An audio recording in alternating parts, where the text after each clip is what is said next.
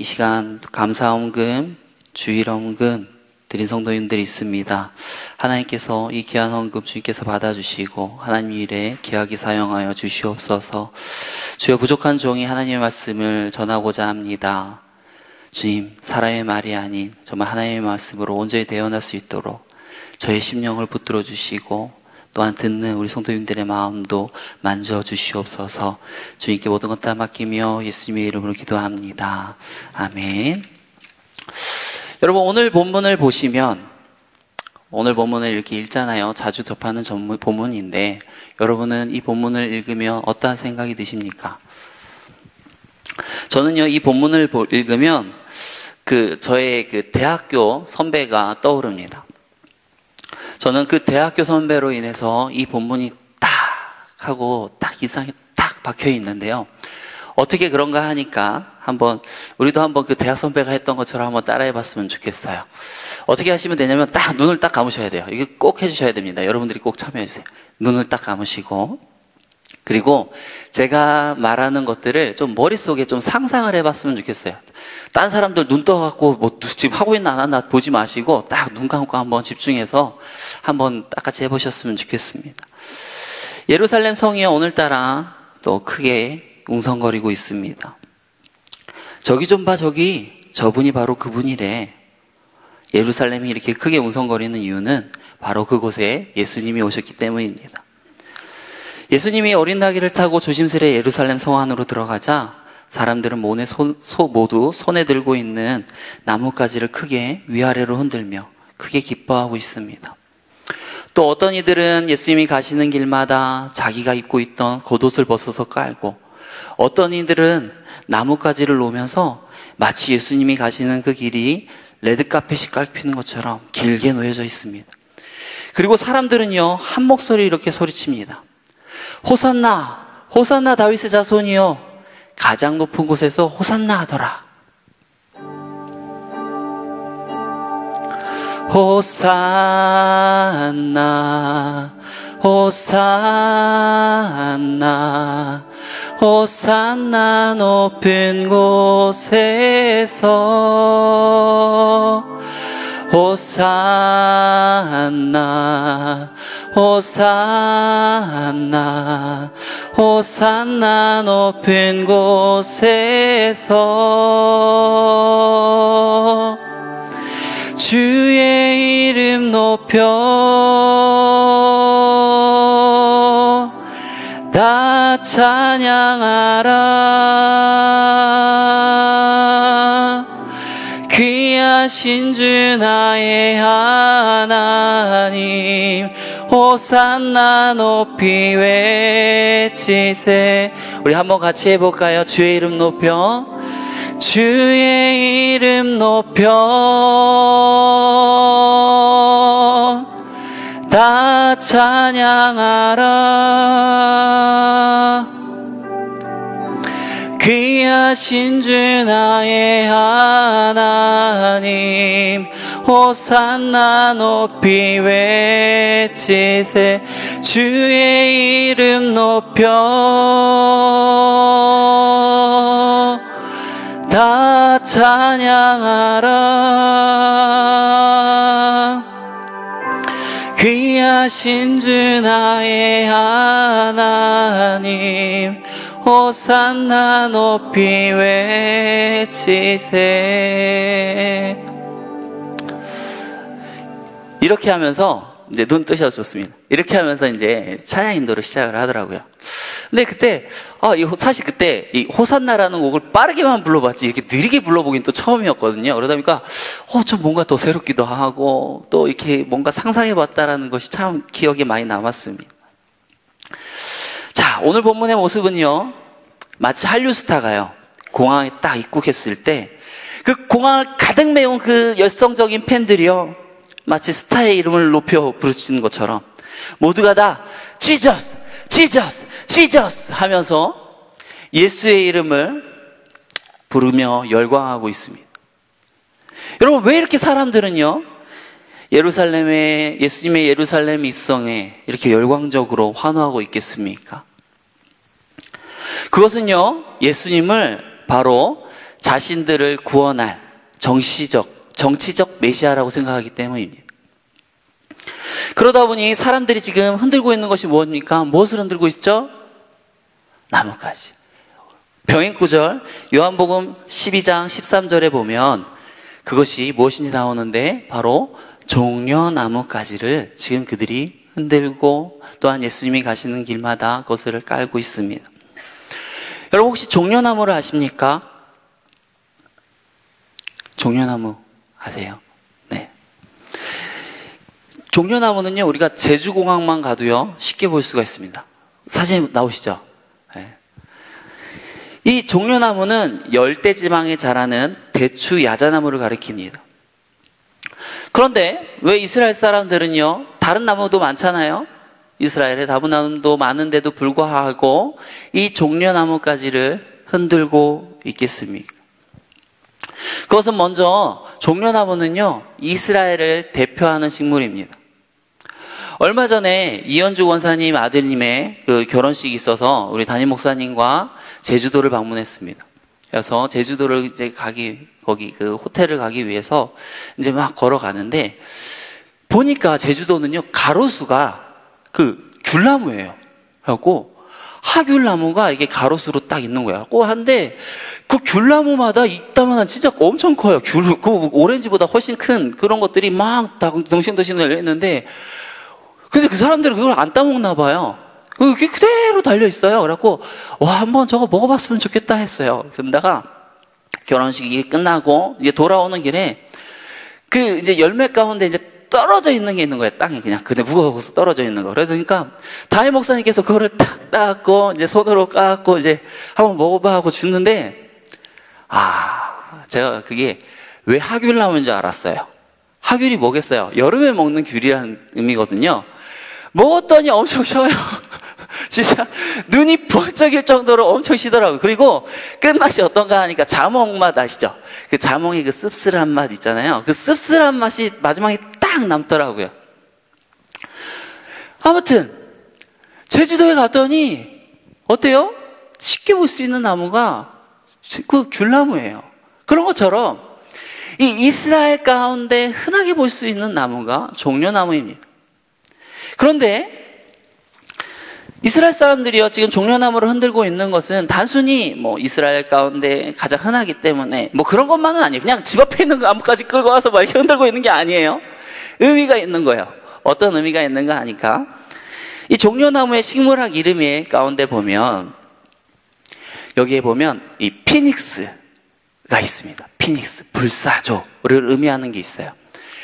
왜 이렇게 피닉스라는 단어가 들어가 있는가 하니까 이 종려나무는요 특징이 있습니다. 종려나무를요 이렇게 딱 자르고요 그럼 죽죠. 그리고 불을 태웠습니다. 어떨까요? 완전히 죽죠. 근데 거기서 새싹이 나요. 그래서 이게 바로 승리, 어떤 부활, 죽음을 이겨낸 승리, 부활 이런 의미를 상징을 합니다. 그래서 우리나라의 어떤 민족주의를 대표하는 것이 어떤 태극기라면 이스라엘의 민족주의를 대표하는 것이 바로 이 종려나무입니다. 그러니까 오늘 본문의 수많은 순례객들이요 이 승리와 부활을 상징하는 이 종려나무가지를 흔들고 또한 예수님이 가시는 그 길마다 이렇게 논다라고 하는 것은 어떠한 의미가 있는가 하니까 마치 유관순이요 딱 태극기를 들고 대한독립 만세! 하고 이제 길거리를 나가잖아요? 그럼 어떻게 해요? 유관순 혼자 나가나요? 아니잖아요. 이렇게 다른 사람들도 같이 와 하면서 나 대한독립 만세! 하면서 막 이렇게 이제 나가잖아요. 그런 것처럼 예수님이 걸기하기만 하면 우리도 기꺼이 따르겠다라고 하는 그 의식의 표현인 거예요. 예수님 일어나십시오. 일어나십시오. 우리 이대로 두실 것입니까? 우리가 이렇게 그 가운데서 남의 나라의 밑에서 이렇게 괴로워하고 있고 살고 있는데 주님 이대로 두실 것입니까? 우리를 구원하여 주시옵소서 하는 그런 의미인 거예요. 여러분 당시에 그 이스라엘 사람들이라면 예수님의 수많은 기적과 이적들의 그 소문들을 들어서 알고 있는 이스라엘 사람들이라면 충분히 그럴 수 있지 않겠습니까? 그런데 오늘 본문의 제목이 무엇입니까? 제목이 뭐예요? 동상이몽. 동상이몽의 뜻이 무엇입니까? 같은 자리에 있지만 서로 다른 생각을 하는 거. 한번 사진 보여주실래요? 여기 보면 그것처럼 같은 부부지만 어때요? 서로 다른 생각을 하고 있어요. 아내는 외식 좀 하자 좀. 외식 좀 하자고.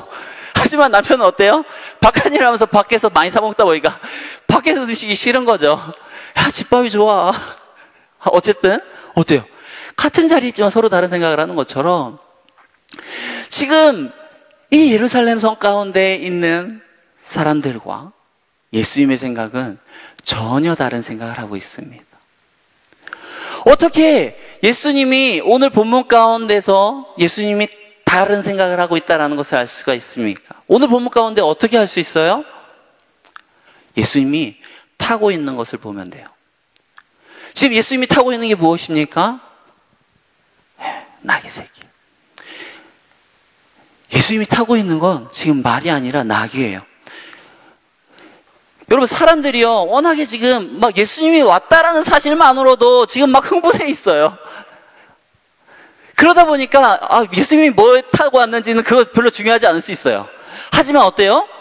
근데 그 상상을 좀만 해보면 예수님이 그 타고 가는, 어린 나귀를 타고 가는 모습이 조금 우스웠을 수도 있어요. 왜요? 어린 나귀를 타고 가는데 이 어린 나귀가 비틀비틀 하는 거죠. 사람을 태워본 적이 없으니까. 그리고 어떻게 보면 나중에는 힘이 없고 막 이러다 보니까 나중에는 이게 뭐 타고 가는 거야, 이거 뭐 어떻게 걸어가는 거야 할지도 모르겠고, 뭐 엉거주춤한 자세로 들어갔을지도 모릅니다. 그런데 왜 예수님은요, 이렇게 사람이 타기 좀 불편한 어떤 어린 나귀 새끼를 타고 들어갔겠습니까? 그것은요, 먼저로 구약 선지자의 예언을 성취하기 위해서예요. 스가랴 9장 9절 같이 읽겠습니다. 시온에 따라 크게 기뻐할지어다. 예루살렘에 따라 즐거이 부를지어다. 보라, 내 왕이 내게 임하시나니 그는 공의로우시며 구원을 베푸시며 겸손하셔서 나귀를 타시나니 나귀의 작은 것 곧 나귀 새끼니라. 구약에 예언되어 있기 때문이에요. 그래요. 예수님은 구약에 예언된 것을 성취하기 위해서 어린 나귀 새끼를 탔다고 합시다. 그러면 하나님은 왜 스가랴 선지자를 통해서 예수님은 어린 나귀를 타게끔 만들었겠습니까? 왜 그렇겠습니까?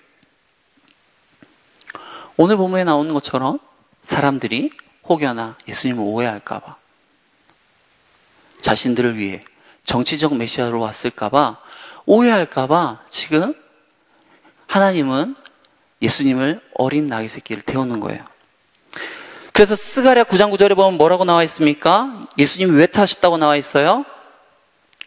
한번 말씀 띄워주시면 겸손하셔서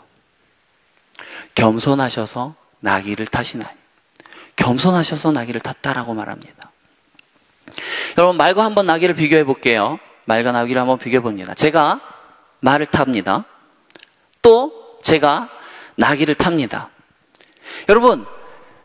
여러분 제가 말을 탔을 때와 나귀를 탔을 때, 여러분들이 저를 이렇게 딱 쳐다보았을 때 어느 것이 더 고개를 높게 들어서 위로 향해서 보겠습니까? 뭐예요? 말이죠. 위를 보게 하는 것. 이게 의미하는 거에 있는 거야. 뭐예요? 권위예요, 권위. 그냥 보는 게 아니죠. 왕이시여. 왕이 왔네. 그래서 위를 보게 하는 것. 이러한 의미가 있는 거예요. 그래서 왕이요, 성에 입성할 때 걸어갈 수 있으면서도 어때요? 반드시 말을 타고 갑니다. 백성들이 위를 돋을 수 있도록, 자신의 권위를 느끼게 할 수 있도록. 근데요, 예수님은 지금 뭘 탔어요? 어린 나귀를 탔어요. 그러면 어떨까요? 이것은 그 사람들과 지나가 있는, 옆에서 환호하고 있는 사람들의 눈 시선과 비슷하거나 아니면 그보다 더 낮을 수도 있어요.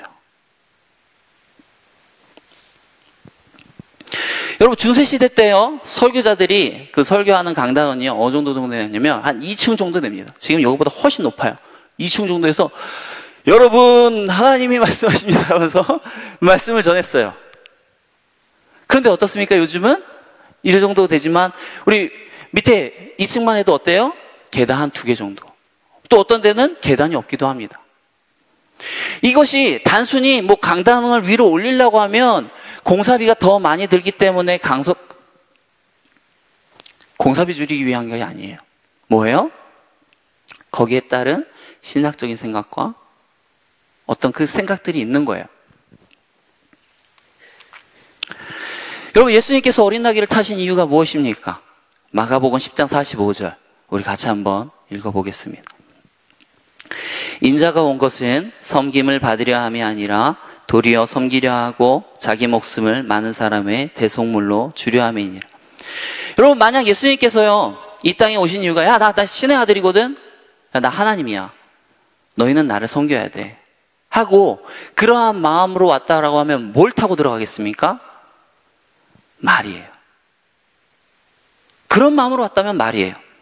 근데 지금 예수님께서 이 땅에 오신 이유는 무엇입니까? 내가 너희들을 지배하려고 온 게 아니에요. 어때요? 우리가 예수님이 도리어 섬기려 하고. 대속물 뭡니까? 대속물은 뭐 어떤 존재예요? 나의 죄 때문에 나 대신 죽어야 되는 존재 아닙니까? 나보다 천한 거죠. 예수님은 우리의 대속물이 되기 위해서 오신 거예요. 섬김 받으려고 한 게 아니라 섬기려 하고 우리보다 못한 존재로서 대신 죽기 위해서 오신 게 예수님이신 겁니다. 그런 메시지를 지금 어떻게 말하는 거예요? 지금 행동으로서 나귀를 통해서 예수님은 지금 사람들에게 말씀하고 있는 것입니다. 그런데 예수님께서는 지금 이런 식으로 행동으로 말하고 구약 선지자를 통해서 말하고 나는 정치적 메시아가 아니라 고난의 메시아, 섬김의 메시아로 왔음을 이야기하지만 사람들이 이해를 합니까? 못합니까? 못합니다. 이해를 하지 못해요. 근데 이러한 그 생각의 차이가, 그 자리에 같이 있지만 이러한 생각의 차이가 단순히 그냥 생각의 차이로, 견해의 차이로, 방식의 차이로 그냥 끝나버리면 아무 문제가 없어요. 제가 굳이 이걸 가지고 설교할 필요도 없습니다. 근데 어떻습니까? 이러한 생각의 차이가 결국 놀라운 결과를 낳았다라는 겁니다. 완전히 극렬히 다른 180도 다른 결과들을 내놓았다라는 것입니다. 예수님은 어떻습니까? 이 땅에 오신 그 당초의 목적대로 낙의 사명을 감당하셨어요. 이 땅에서 섬기시고 결국 우리를 위해서 대속물로서 비참하게 죽으셨습니다. 근데 사람들은 어떻습니까? 이것을 보고 눈물을 흘리고 감사하고 감격하고 그랬습니까? 아니에요. 말의 사명을 감당하지 않는 예수님을 보면서 비난하고 실망하고 모두가 다 예수님 곁에서 떠났습니다. 지금 불과 며칠 전만 해도 예수, 지저스 환호하면서 호산나 다윗의 자손이여 하면서 환호하고 있던 그런 그들이 불과 며칠 만에 완전히 다른 행보를 보이고 있다는 것입니다. 여러분, 제자들은 어떻습니까? 3년 동안 밤낮으로 따라다녔던 제자들은 어떤가요? 그들도 이 사람들과 별반 다를 바 없는 모습으로 예수님을 떠나지 않았습니까? 왜 그렇습니까? 제자들 또한도 동상이몽했기 때문이에요. 예수님과 늘 24시간 붙어 있었지만 예수님 말하는 것이 그냥 들어오지 않습니다. 계속 딴 생각하고 있는 거예요. 어떻게 하면 예수님의 그 영광의 오른쪽 자리에 왼쪽 자리에 내가 앉을까 네가 앉을까 서로 눈치 보고 싸우고 이러한 생각들이 가득 차 있다 보니까 어때요? 예수님이 아무리 내가 죽고 다시 부활해야 될 것을 3차례나 말씀하시지만 깨닫지 못합니다. 여러분, 이 시대에 이 3번을 이야기했다라고 하는 것은 무엇인지 압니까? 완전하다라는 거예요. 변함이 없다라는 거예요. 나는 이 뜻을 굳혔다. 이거는 반드시 이루어질 것이다 라고 말했어요. 분명히 예수님은 그렇게 반복하고 또 반복하고 또 반복하셔서 그런 것들을 말씀하셨지만 어때요? 사람들은 이해하지 못합니다. 왜요? 내 생각 때문에. 내가 가지고 있는 예수님에 대한 이미지와 그 생각들이 있으니까 예수님에 대해서 아무리 말하지만 그들은 도저히 이해하지 못하는 겁니다. 예수님이 이런 분이셔. 예수님이 이런 분이셔. 한 생각들이 예수님의 그 말씀을 가로막고 있는 거예요. 혹시 저와 여러분도 그러진 않나요? 혹시 저와 여러분도 여기 있던 예루살렘 사람들과 같이 제자들과 같은 모습이 있지는 않습니까? 내 생각이 가득 차 있다 보니까 아무리 예수님이 말을 전해도 우리 설교자를 통해서 하나님의 말씀이 선포되어져도 그 말씀이 아멘, 아멘 하고 받아들이는 것이 아니라 에이, 또 저 소리 하고 에이, 그건 지나간 시대지 하고 그러지는 않습니까? 여러분, 그러면 우리가 어떻게 하면 예수님과 동상이몽하지 않고 어떻게 하면 예수님과 같은 생각을 하며 나아갈 수가 있겠습니까? 그러기 위해서는 첫 번째로 우리는 성령 충만해야 됩니다. 여러분, 예수님의 생각이요, 어떤 예수님의 이러한 말씀이 그냥 뭐 설명된다고 이해되어지는 건 아닌 것 같아요. 안 그렇습니까? 설명된다고 이해졌으면 이 제자들은 충분히 이해했을 거예요. 3년 동안 들었으니까. 우리는 그냥 지금 성경책 문자를 통해서 읽고 설교자를 통해서 대신 듣는 거잖아요. 근데 지금 어때요? 저자직강을 하는 거예요. 저자직강이에요. 근데 그들이 못 따랐던 거는 우리도 못 한다는 거죠. 근데 어떻게 가능합니까? 이들이 오수전 성령을 통해서 성령님을 받고 나니까 이들이 예수님께서 예수님께서 그런 뜻으로 말씀하신 거였구나. 그때 예수님께서 그걸 타신 이유가 그런 이유였구나 하는 것들을 하나둘씩 깨닫게 되는 거예요. 요한복음 14장 26절 우리 같이 한번 말씀 읽겠습니다. 보혜사 곧 아버지께서 내 이름으로 보내실 성령 그가 너희에게 모든 것을 가르치고 내가 너희에게 말한 모든 것을 생각나게 하리라. 아멘. 우리가 성령 하면 어떤 것을 떠올립니까? 가장 먼저 은사적인 걸 떠올려요. 뭐 어떤 금리를, 어떤 이빨을 그냥 금리로 바꾸고, 뭐 어떤 팔길이가 바뀌어지고, 뭐 이런 어떤 뭐 병자가 낫고, 안전뱅이가 일어서고, 물론 어떻습니까? 그것들도 성령의 역사죠. 일부죠. 근데 성령의 주된 역할은 무엇입니까? 우리로 하나님의 말씀을 깨닫게 하고, 기억나게 하고, 또 하나님의 말씀이 믿어지게 하고 하는 게 진정한 성령님의 역사인 줄 믿으시기 바랍니다. 여러분, 우리가 성령 없이는요 결코 하나님의 생각과 방법들을 이해할 수가 없어요. 여러분이 제가 야 개미야, 야 홈쇼핑이 얼마나 좋은지 알아? 있잖아, 저 보고 있자, 저거 좋지?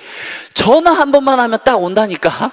전화 한 번만 하면 상담원이 알아서 다 해줘. 그냥 나는 카드 번호만 내면 돼. 그러면 저기 있는 물건 다 와. 야, 너도 한번 해봐. 한다고.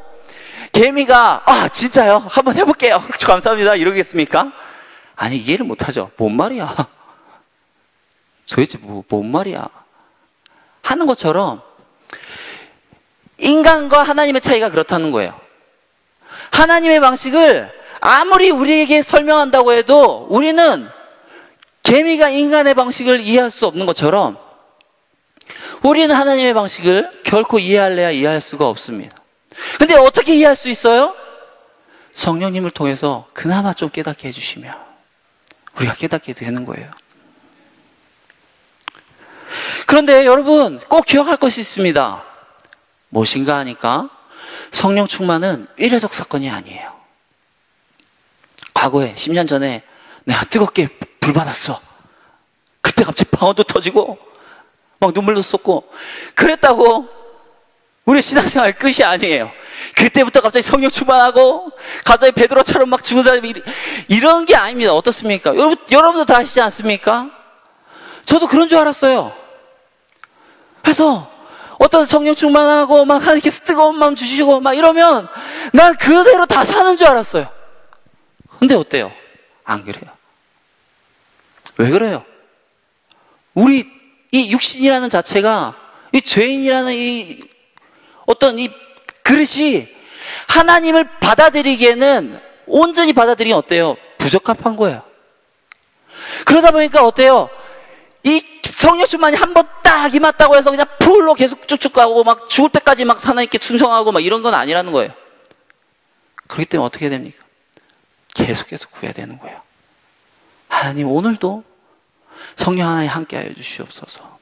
내가 말씀대로 살게 하시고 주의 말씀의 은혜를 깨달아서 그 말씀의 은혜대로 내가 살게 하여 주시옵소서. 날마다 기도하고 구하며 나가야 되는 것입니다.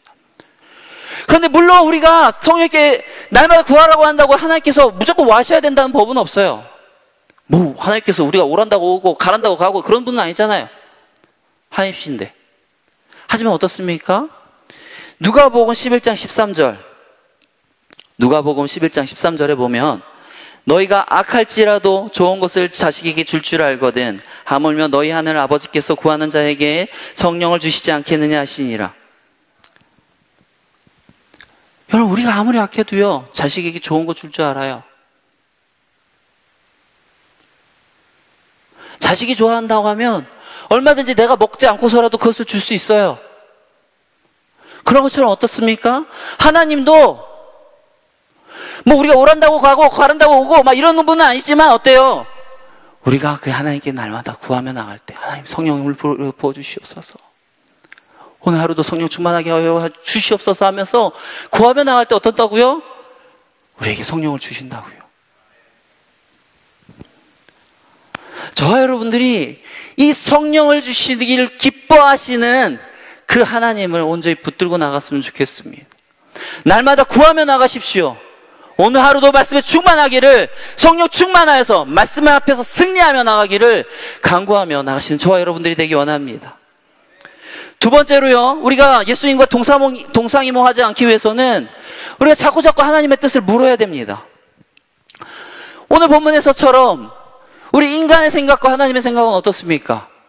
완전히 달라요. 그냥 다른 정도가 아니라 어때요? 180도 다릅니다. 완전 극과 극이에요. 사람은요, 지혜와 지식이 한계가 있어요. 그런데 어때요? 다 자기 잘났다고요? 내가 보는 거가 다라고 생각하고 살아요. 요거밖에 안 보이는데 그래도 내 방법이 최고야 하면서 그렇게 살아요. 그렇게 근시안적 시각을 가지고 살아요. 앞에 교회 전도사님이요, 나이가 38, 39입니다. 근데 소개팅만 나가면 맨날 차 있는 거예요. 그렇게 하도 소개팅만 나가면 차이니까 가끔씩 한다는 소리가, 아, 정말 하나님께서 나를 위해 배우자가 있나? 아, 독신의 은사가 있나? 꼭 이럴 때 나오는 게 독신의 은사 아니에요? 독신의 은사를 얘기하면서 나마다 이제 그러다가 이제 어떻게 이제 사정이 있어서 이제 우리 교회를 떠나게 되고 다른 교회로 가게 됐는데, 근데 갑자기 3개월 뒤에 딱 갑자기 연락이 온 거예요. 갑자기 청첩장이 날라오면서 나 4월 달에 결혼합니다. 이렇게 연락 온 거예요. 그래갖고 황당하잖아요. 너무 황당하잖아요. 그래갖고 전화를 했어요. 아, 전사님 지금 뭐 어떻게 된 거예요? 우리 있을 때 뭐 누구 여자친구 만났다고도 없었고 뭐 어떻게 된 건데 갑자기 결혼했다고 이렇게 청첩장을 보내요. 그랬더니 이제 이런저런 얘기를 하는데 이렇다는 거예요. 어느 날 학교 교수님이요, 이제 여자친구를 소개시켜 주려고 했대요. 근데 그 소개받으려고 하는 사람이요, 갑자기 이제 여자친구가 생긴 거예요. 그러니까 소개해주기로 이쪽으로 양쪽 다 했는데 이제 소개는 해주기로 했으니까 야, 네가 나가 그런 거예요. 그냥 네가 나가 그랬는데, 하고 그냥 나갔는데 그 여자가 너무 이쁘다는 거예요. 아, 너무 이쁜데? 근데 또 그때 따라 이 전도사님이 또 얼마 전 소개팅에서 또 차인 지 얼마 안 됐어요.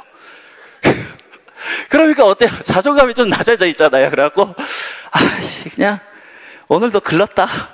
그냥 즐겁게 밥이나 먹고 가자. 라는 마음으로요. 그냥 편하게 있었대요. 편하게 그냥 밥 먹고. 여기였는데, 아무래도 이 아가씨가 집에 갈 생각을 안 하는 거예요.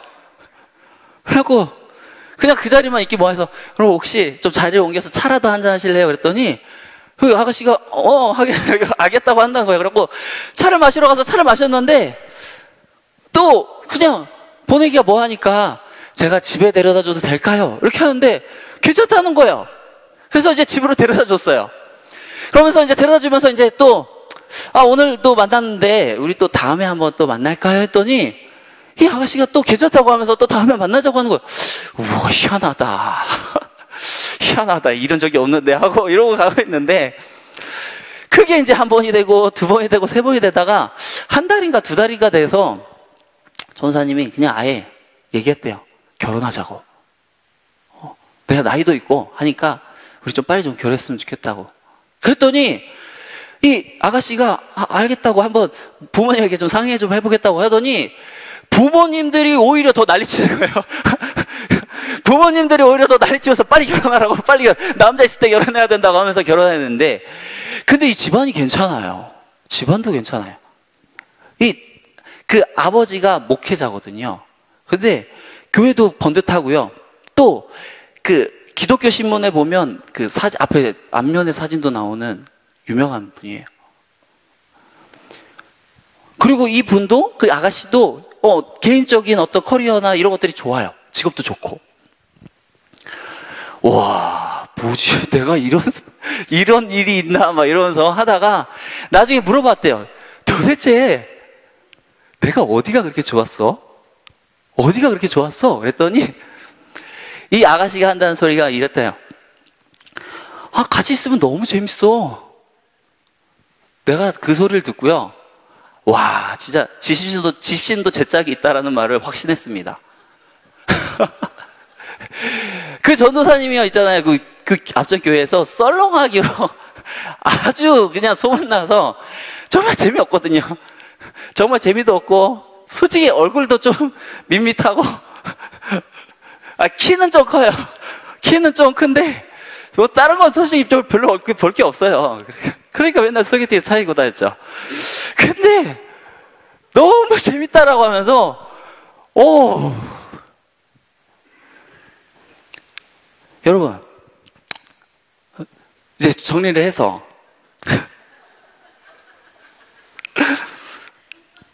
이 전사님이 어떻습니까? 우리 교회 나갈 때만 해도요, 이런 상상을 못 했다니까요. 내가 3개월 뒤에, 1, 2개월 뒤에 여자를 만나가지고 결혼을 하게 될지, 이런 거를 전혀 상상을 못 했어요. 그런데 어떻습니까? 하나님이 정말 우리가 알지 못하는데, 놀랍게 정말 좋고 예비된 사람으로, 정말 딱 맞는 사람으로 예비하고 계셨다라는 것입니다. 오늘 본문에서도 보면 예수님이 가진 원래 계획이 있잖아요. 대속물로 드리는 거, 십자가 사건. 이게 아니라 이들이 이렇게 간절하게 부르는 게 마음이 아파요. 그래서 안 되겠다. 내가 한번 왕 해야겠다. 로마 한번 이겨줄게. 그러고 만약 한다고 하면 할 수 있겠죠? 그럼 어떻게 되겠습니까? 전 인류를 보면 점이에요, 점. 그 시기의 사람들은 점이에요, 점.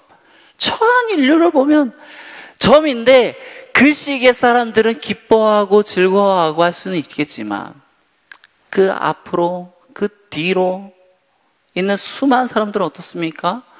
예수님께서 이 땅에 오신 그 구원의 감격을 누릴 수가 없게 되는 거예요. 그러면서 어때요? 이 죄의 문제를 해결받지 못하고요, 결국 죽을 수밖에 없게 되는 겁니다. 그렇기 때문에 우리는 어떻게 해야 될까요? 하나님께 기도하면서 내 소망, 어떤 내 생각, 이런 것들 아뢰긴 하지만 어때야 돼요? 혹여나 그 생각 때문에 하나님의 어떤 사역이 제한받지 않을까? 그것들을 염려하면서 그 누가복음 22장에 나와 있는 예수님의 기도처럼 이렇게 기도해야 되는 겁니다. 우리 누가복음 22장 42절 우리 같이 한 목소리로 읽겠습니다. 이르시되 아버지여 만일 아버지의 뜻이거든 이 잔을 내게서 옮기시옵소서. 그러나 내 원대로 마시옵고 아버지의 원대로 되기를 원하나이다. 예수님이 원하는 건 뭐예요? 내 잔을 옮기는 거예요. 근데 거기에 꼭 뭘 붙입니까? 그러나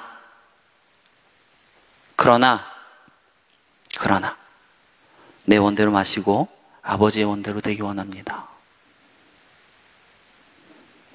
이렇게 기도했던 예수님의 모범을 우리가 따라야 되는 거예요. 여러분, 나의 뜻은 참 불완전해요. 내 생각은 너무 나만 생각합니다. 내 생각은요, 내 욕심만 채우는 거예요. 그렇기 때문에 어떻게 해야 돼요? 내 생각들을 내려놔야 돼요. 내 생각, 내 욕심, 내 방법 이런 걸 내려놔야 되는 겁니다. 그리고 그 내려놓은 비워져 있는 곳에 뭘 채워야 돼요? 하나님의 방법들로 그것들을 채워야 되는 거예요. 저와 여러분들이 이 땅에서요, 우리가 살아갑니다.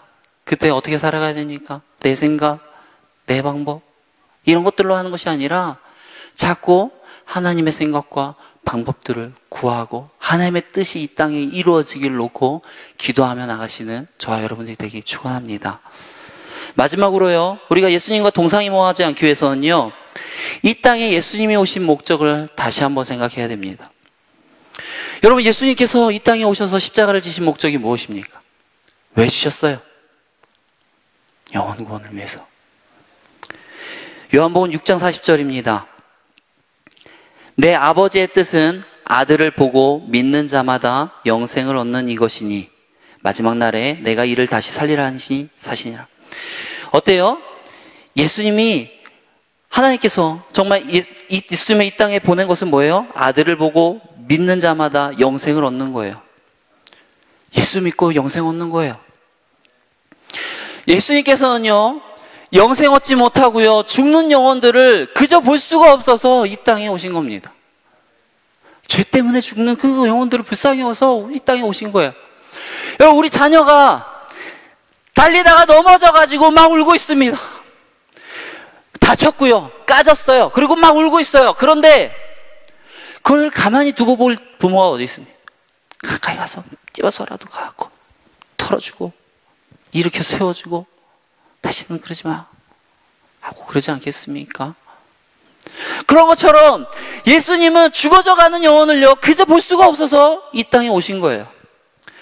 제가 얼마 전 개봉한 신과 함께라는 영화를 봤습니다. 그 영화는요, 영화에서 나오는 49제, 죽으면 저승사자가 데리러 오고요, 죽은 자가 염라대왕 앞에서 심판을 받는 어떤 이런 세계관은 우리와는 맞지 않지만, 하지만 그럼에도 불구하고 영화 속에서 좀 눈여겨볼 것들이 있었습니다. 첫 번째는 뭐였냐면 죄의 문제였어요. 아무리 인간이요, 개가천선해가지고요, 의인으로서 죄 없이 20-30년을 정말 떳떳하게 열심히 세상 사람들을 위해서 봉사하며 살아간다 할지라도요, 20-30년 전에 무심코 지은 그 죄 때문에 그 심판을 받는 모습을 보면서 난 진짜 예수님 아니었으면 진짜 지옥이다. 진짜 예수님 없었으면 답이 없다. 이 심판의 길에서 벗어날 수가 없다라는 걸 느꼈어요. 또 요즘 영화적 기법이 얼마나 진짜 대단해졌어요. 얼마잖아요. 그래갖고 여기 영화에 이 사람이 죄 때문에 지옥에 던져져서 형벌을 받는 그런 내용들이 이제 그림으로 나오는데 얼마나 이제 실감 나는지요. 불구덩이에서 고통당하는 자들이요, 그나마 그 불구덩이에서 벗어나기 위해서 막 이제 절벽을 타고 올라가는데, 올라가다가 이제 힘이 빠지니까 어떻게 돼요? 떨어지면 떨어져갖고 또 그대로 계속 하고 막. 물 속에 사람들이 있는데 피라냐 같은 식인 물고기들 확 하고 사람들을 막 갈갈지고, 거대한 바위가 있는데요, 이렇게 빙글빙글 돕니다. 빙글빙글 도는데 사람들이 그 빙글빙글 도는 걸 피해서 마구마구 도망가는데 사람들보다 더 빠른 거예요. 그래갖고 그것을 어떻게 해요? 집 밟고 가는 거죠. 사람들은 죽는 소리치고 난리치지만 죽질 않죠. 죽을 것 같았는데 죽질 않고 또 살아나면 또 도망가고 또 깔리고, 죽을 것 같으면 또 살아나서 또 도망가고 또 깔리고. 와, 영화를 보고서 와, 진짜 내가 예수님 때문에 정말 제 문제 해결받지 않고 그랬다면 저랬을 건데, 와, 내가 예수님 때문에 내가 뭐가 행동이 의로워서가 아니라 예수님을 믿어서 구원받을 수 있다는 사실이 얼마나 감격스러운지요. 여러분, 근데 우리가 정말 이런 구원의 감격을 정말 느꼈고, 그리고 그렇게 구원을 받을 수 있는 길을 안다고 하면서 그거를 딱 나만 알고 전하지 않는다고 한다면 그것이 정말 알고 있는 거겠습니까? 하다못해 맛있는 짜장면집만 알아봐도 어디가 맛있어 말하면서 그 구원의 감격을 딱 알고 있으면서도 말하지 않는다면 정말 내가 구원의 감격을 가지고 있는 것인지 다시 한번 물어볼 필요가 있는 거예요. 성경에서 보면 한 영혼이 돌아올 때 천국에서는 잔치가 벌어진다고 그러는데, 그렇게 한 영혼이 돌아올 때 잔치를 벌일 만큼 하나님께서는 기뻐하신다라고 하는데, 어째 주님을 사랑한다고 하면서 주님이 가장 기뻐하는 그 일을 하지 않을 수가 있겠습니까? 전도는요, 단순히 여기 자리에 있는 어떤 비어있는 자리들을 메우기 위해서 외치는 구호가 아닌 거예요. 영혼 구원은요, 주님을 사랑하고 주님을 뜻을 이루기 위한 자들이 어때요? 해야 되는 마땅한 도리인 것입니다. 그것을 하는 자만이 어때요? 전도를 하는 자만이 내가 예수님을 사랑합니다 라고 고백하는 것과 마찬가지인 겁니다. 여러분, 새생명 축제가 얼마 안 남았어요. 이제 한 달도 안 남았습니다. 이 땅에 오셔서 예수님께서 다른 것 다 필요 없고 오직 영혼 구원, 십자가만을 바라보고 그것만 생각하고 한 걸음 한 걸음 나가셨던 예수님처럼 저와 여러분도요, 이 예수님을 쫓아서 정말 한 영혼을 구원하는데 온 힘을 내쏟는 저와 여러분들이 되길 축원합니다. 이제 우리 같이 기도하겠습니다. 우리 이 시간 다 같이 통성 기도하기 원하는데요, 주여, 성령으로 나를 깨닫게 하여 주시옵소서. 혹시 내가 주님과 동상이몽하는 것이 있습니까? 교정하여 주시고 주의 뜻을 이루는 삶을 살게 하여 주시옵소서. 주님이 기뻐하시는 그 한 영혼, 그 한 영혼 구원을 위해 내가 쓰임받게 하여 주시옵소서. 또한 우리 셀과 다음 세대와 선교를 위해서 같이 한 목소리로 우리 주여 한번 부르고 같이 기도하겠습니다. 주여! 아버지 붙들으시기 원합니다. 아버지 인도하여 주시옵소서. 주 성령으로 나를 깨닫게 하여 주시기 원합니다. 하나님의 방법과 하나님의 생각들을 아버지 하나님의 나를 깨닫게 하여 주시옵소서. 혹시 내가 주님과 동상이몽하고 있지는 않습니까?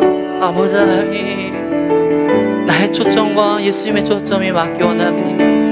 아버지여, 우리의 삶이 주의 뜻을 이루는 삶을 살게 하여 주시옵소서. 정말 너무나도 주님이 기뻐하시는 그 한 영혼, 정말 내가 구원하는데 쓰임받게 하여 주시옵소서. 아버지 하나님, 우리 셀들이 부흥하고 배가하고 번식하기 원합니다. 내 주변에 있는 영혼부터 먼저 사랑케 하여 주시고, 그 어떤 아버지 하나님의 초신자가 올다 할지라도 우리가 사랑으로 셀에서 품고 키우며 신앙 교육하며 나갈 수 있게 하여 주시옵소서. 주여, 다음 세대를 위해 기도합니다. 다음 세대 가운데 믿음을 세워 주시옵소서. 너무나도 믿음이 없어서 괴로워하고 있는 그들입니다. 아버지 하나님, 그들이 우리의 미래인데 그들 가운데 예수를 믿는 믿음이 있기 원합니다. 성령 충만하게 하여 주시고 하나님의 놀라운 말씀들을 깨달아 알아 누릴 수 있도록 인도하여 주시옵소서. 각 지역에서 선교하는 목사님들과 선교사님들을 위해서 기도합니다. 아버지 하나님은 그들의 선교사들을 통해서 아버지 하나님의 살아계심이 드러나기 원합니다. 아버지 하나님의 병자가 일어나고 아버지 하나님 죽은 자들이 아버지 하나님 영적으로 죽은 자들이 돌아오는 역사들이 일어날 수 있도록 인도하여 주시옵소서.